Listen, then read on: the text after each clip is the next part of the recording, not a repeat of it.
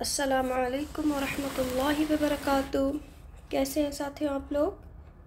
الحمدللہ آج قرآن کریم سے لے کر آئے ہیں لقمان حکیم۔ آج ہم جانیں گے شخصیت لقمان حکیم کے بارے میں کہ قرآن کریم میں اس کا ذکر کس مقام پر ملتا ہے۔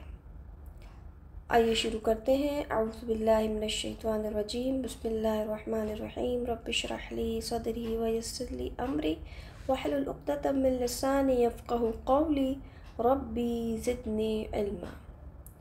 لقمان عربوں کے یہاں صاحب حکمت ہونے کے اعتبار سے ایک مشہور شخصیت تھی۔ لقمان حکیم کے صاحب حکمت ہونے کا اندازہ اس بات سے لگائیے کہ قرآن کریم کی ایک سورت کا نام اسی شخصیت کے نام پر سورۃ اللقمان ہے۔ اپنی دانائی کے سبب یہ لقمان حکیم کے نام سے مشہور تھے۔ ان کو یہ حکمت اللہ سبحانہ وتعالیٰ کی جانب سے عطا کی گئی تھی۔ بیان کیا جاتا ہے کہ لقمان ایک غلام تھے۔ ایک دن ان کے آقا نے انہیں بکری ذبح کر کے اس کے بہترین حصے لانے کو کہا۔ حکیم لقمان نے اپنے آقا کے حکم پر بکری ذبح کی اور اس کے 2 بہترین حصے زبان اور دل لے کر حاضر ہو گئے۔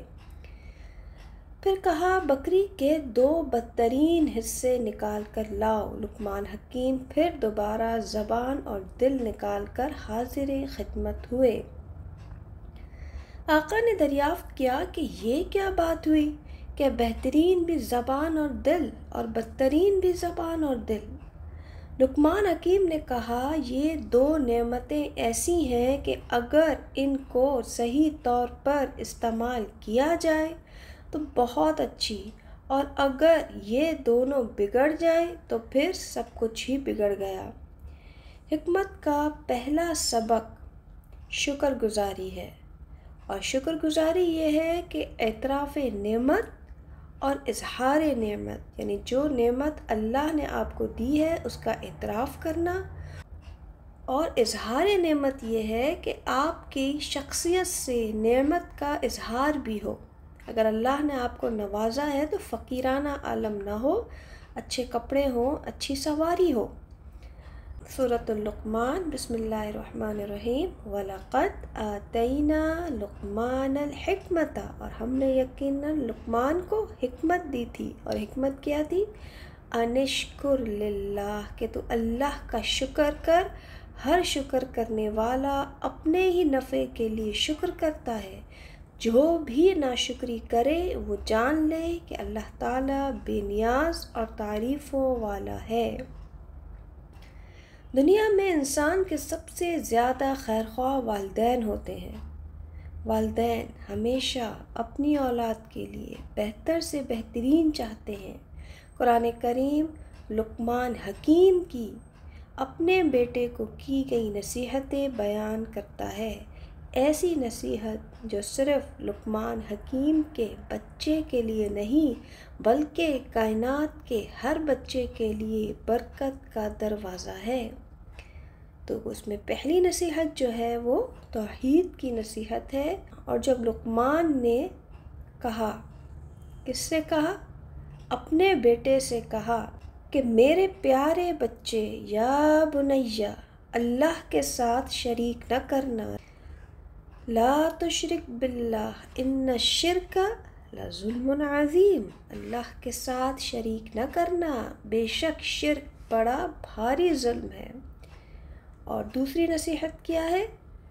یا بنیہ، اے میرے بچے، اگر کوئی چیز رائی کے دانے کے برابر ہو، پھر وہ خواہ کسی چٹان میں ہو یا آسمان میں ہو یا زمین میں ہو، اسے اللہ ضرور لائے گا۔ اللہ تعالیٰ بڑا باریک بین اور خبردار ہے، یعنی کہ اللہ سے چھپ کر کہیں بھاگ نہیں سکتے۔ اللہ تعالیٰ ہر چیز کو خواہ چٹان کے اندر ہو یا زمین میں ہو یا پہاڑوں میں ہو یا سمندروں میں ہو، اور خواہ رائی کے چھوٹے سا دانہ بھی ان بڑی بڑی چیزوں میں چھپ جائے تو اللہ سے چھپ نہیں سکتا۔ لقمان حکیم اپنے بچے کی سوچ ڈیولپ کرتے ہیں، اور یہ تیسری نصیحت کیا ہے؟ یا بنیا، اے میرے پیارے بیٹے، اقیم الصلاۃ، تو نماز قائم رکھنا، اور کیا کرنا؟ اچھے کاموں کی نصیحت کرتے رہنا، برے کاموں سے منع کیا کرنا، اور جو مصیبت تم پر آئے صبر کرنا۔ یقین مان کہ یہ بڑے تاکیدی کاموں میں سے ہے، اس صبر کی تاکید کی گئی ہے۔ لقمان حکیم بچے کے بات کرنے کے انداز سے لے کر چلنے تک کی تربیت فرماتے ہیں۔ وَلَا تُصَعِّرْ خَدَّكَ لِلنَّاسِ، لوگوں کے سامنے اپنے گال نہ پھلا اور زمین پر اترا کر نہ چل۔ کسی تکبر کرنے والے شیخی خورے کو اللہ تعالیٰ پسند نہیں فرماتا۔ ان اللہ لا يحب كل مختال فخور۔ سعرن، اونٹ کو لگنے والی ایک بیماری جس کے سبب وہ اپنی گردن پھیرے رکھتا ہے، تو جب یہ بیماری انسان کو لگ جائے تو دماغ میں تکبر کی ہوا بھر جاتی ہے، جس میں اس کی نہ صرف یہ کہ گردن اکڑ جاتی ہے بلکہ چال میں بھی اتراہٹ نمایاں ہوتی ہے۔ اسی طرح عربی کا مشہور محاورہ ہے، فلاں شخص نے اونٹ کی طرح اپنا گال پھیر لیا، یعنی کہ تکبر کی وجہ سے وہ بات کرنا نہیں چاہ رہا۔ لقمان حکیم اپنے بچے کو انداز گفتگو سکھاتے ہیں۔ پانچویں نصیحت، اپنی رفتار میں میانہ روی اختیار کر اور اپنی آواز پست کر۔ یقیناً آوازوں میں سب سے بدتر آواز گدھوں کی آواز ہے۔ حدیث مبارکہ میں ہے، نبی کریم صلی اللہ علیہ وسلم نے فرمایا، جب مرغ کی بانگ سنو تو اللہ سے اس کے فضل کا سوال کیا کرو کیونکہ اس نے فرشتے کو دیکھا ہے، اور جب گدھے کی آواز سنو تو شیطان سے اللہ کی پناہ مانگو کیونکہ اس نے شیطان کو دیکھا ہے۔ انسان کا معاملہ بھی ایسا ہی ہے کہ جب شیطان حاوی ہو جاتا ہے تو انسان غصہ کرنے لگتا ہے، یہاں تک کہ گدھوں کی طرح خوب چیختا چلاتا ہے کہ اسے خود کا بھی ہوش جاتا رہتا ہے۔ ایک صحابی بیان کرتے ہیں کہ میں نبی کریم صلی اللہ علیہ وسلم کی خدمت میں بیٹھا ہوا تھا اور قریب ہی دو آدمی آپس میں گالی گلوچ کر رہے تھے کہ ایک شخص کا منہ سرخ ہو گیا اور گردن کی رگیں پھول گئیں غصے کی وجہ سے۔ تو آن حضرت صلی اللہ علیہ وسلم نے فرمایا کہ مجھے ایک ایسا کلمہ معلوم ہے کہ اگر یہ شخص اسے پڑھ لے تو اس کا غصہ جاتا رہے گا۔ فرمایا اگر یہ شخص پڑھ لے، میں پناہ مانگتا ہوں اللہ کی شیطان سے، اعوذ باللہ من الشیطان الرجیم، تو اس کا غصہ جاتا رہے گا۔ لوگوں نے اس پر اس سے کہا کہ نبی کریم صلی اللہ علیہ وسلم فرما رہے ہیں کہ تمہیں شیطان سے اللہ کی پناہ مانگنی چاہیے۔ اس نے کہا کیا میں کوئی دیوانہ ہوں؟ حمار کی جمع حمیر استعمال ہوئی ہے۔